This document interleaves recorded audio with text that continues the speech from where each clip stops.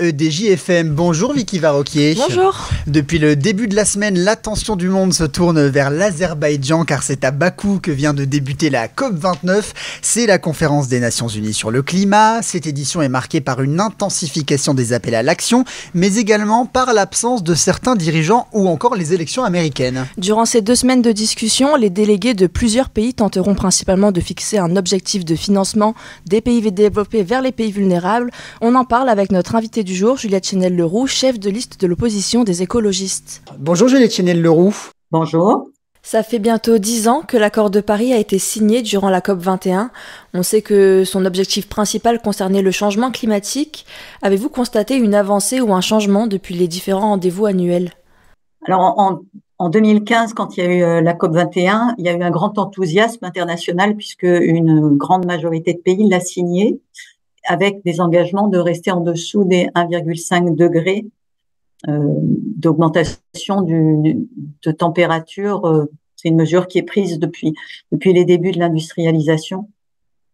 Il y a quelques pays qui ont fait des efforts, effectivement.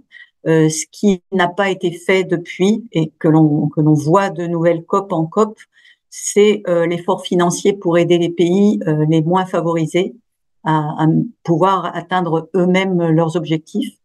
Et ce que l'on voit lors de cette COP 29 à venir, en tout cas ce que l'on entrevoit, c'est la volonté de certains très gros pays de renoncer à leurs efforts, notamment les États-Unis, la Chine, la Russie. Donc pour vous, là, c'est une édition finalement presque de rétro-pédalage, en fait, c'est un peu ça ? Il y a 2 aspects dans cette COP29. D'abord, c'est l'endroit où ça se tient. C'est un pays qui est un gros producteur de pétrole et de gaz. Et l'année dernière aussi, c'était un pays gros producteur de pétrole et de gaz. Donc, d'année en année, on voit que ces pays qui vivent grâce aux énergies fossiles et donc qui n'ont aucun intérêt à ce qu'un certain nombre d'actions de la COP21 soient mises en œuvre, ce sont ces pays qui prennent les rênes d'organisation des réunions internationales. Ces pays ont du pouvoir puisque les énergies fossiles sont le moteur de l'économie mondiale. Faut pas rêver. On est toujours très très dépendant. C'est notre industrialisation depuis le 19e siècle, 20e siècle qui vit grâce au pétrole. Et donc, si on continue d'avoir notre modèle économique qui est basé sur la croissance et le développement toujours plus important des échanges internationaux comme on fait aujourd'hui, on va pas pouvoir se passer du pétrole. Est-ce que justement le choix, enfin c'est pas un choix, mais en tout cas le pays dans lequel se tient la COP peut influer sur les décisions finales qui vont être prises ? Bon, je pense que les acteurs des COP il y a les gouvernements et il y a surtout beaucoup de négociateurs.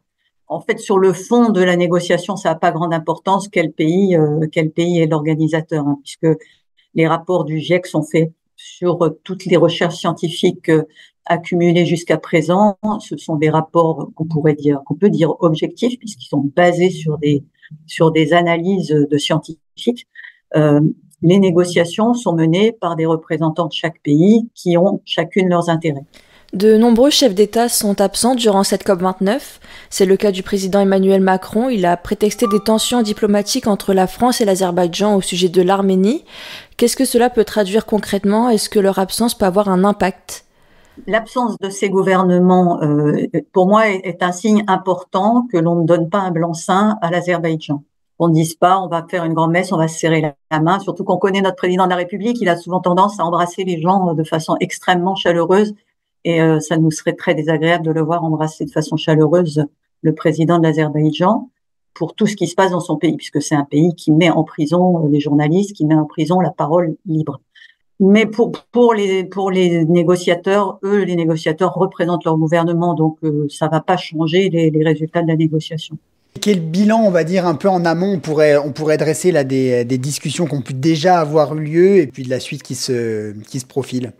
Comme je suis une éternelle optimiste et que je pense que l'humanité finira bien un jour par se rendre compte qu'il a une responsabilité envers les générations futures et les peuples premières victimes. Je continue de penser que ces grands-messes sont nécessaires pour que les scientifiques se fassent entendre. Bien sûr, il y aura toujours des complotistes, des négationnistes du climat, mais les faits sont là aujourd'hui. Qui peut dire que le dérèglement climatique n'est pas là? Tous les continents ont été touchés en 2024. Tous les problèmes actuels des gouvernements, par exemple l'immigration, sont liés au phénomène de dérèglement climatique. Les mouvements de population, la désertification, les phénomènes de famine, de sécheresse, de manque d'eau et de guerre pour l'eau sont liés au dérèglement climatique. Il nous est donc nécessaire à tous de nous mettre autour de la table et de trouver des solutions. Si on a un justement qui est un peu, qu'on pourrait qualifier de climato-sceptique, c'est bien sûr Donald Trump, hein, qui a été nommé, en tout cas élu récemment là, à la tête des États-Unis, prendra ses fonctions en janvier. Il s'était retiré lors de son précédent mandat des accords de Paris. Il a annoncé durant sa campagne vouloir le refaire à nouveau. On l'a dit, il nie l'existence du réchauffement climatique. Le professeur Richard Klein, qui est cité par la BBC, a dit que son retrait pourrait réduire la pression exercée sur les autres grands pays industriels comme la Chine, par exemple. Il est expert en politique du changement climatique, donc il sait en principe un peu de quoi il parle. Justement, selon vous, quelles seraient concrètement les conséquences de ce nouveau retrait? Ce qu'on a vu déjà et ce que Trump a annoncé qu'il ferait, c'est de relancer l'exploitation des énergies fossiles sur son territoire et de renoncer à certaines des recherches scientifiques qui sont faites pour des alternatives. C'est très grave pour son territoire, mais c'est très grave pour l'ensemble de la planète.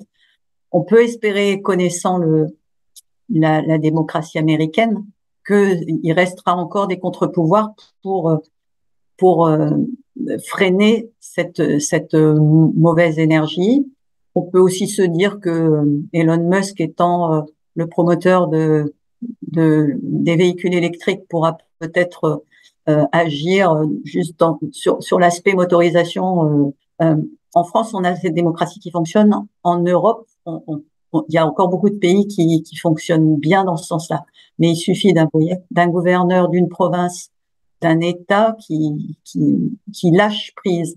Il faut pas lâcher prise. Le climat est une chose que l'on ne sait pas, que l'on ne connaît pas encore totalement. On sait qu'il peut y avoir des bouleversements terrifiants et on n'attend pas ça pour nos enfants, nos petits-enfants. Donc, il faut travailler et sur la prévention et sur la transition. Et vous, en tant qu'élu écologiste, quelles sont les mesures fondamentales que l'Europe et la France devraient adopter? Alors, les mesures très importantes en ce moment, et c'est très actuel, c'est de renoncer aux accords de type Mercosur qui font la promotion d'accords commerciaux qui mettent en déséquilibre ce qu'on exige des entreprises et des agriculteurs européens au regard de ce qui se fait d'autres pays, notamment les pays d'Amérique latine qui n'ont pas du tout les mêmes exigences en matière de biodiversité et de gaz à effet de serre et de normes environnementales. Ces accords, le Green Deal, il faut le remettre sur la table au niveau européen pour qu'il soit réellement un moteur d'entraînement et qu'au niveau international, tout le monde se raccroche à ce wagon-là. Il faut pas perdre nos valeurs. Et nos valeurs, c'est de continuer d'être une Europe sociale et une Europe qui tient ses engagements environnementaux. Merci beaucoup Juliette Chénier-Leroux. Je rappelle que vous êtes chef de file de l'opposition écologiste à Nice. Je vous remercie.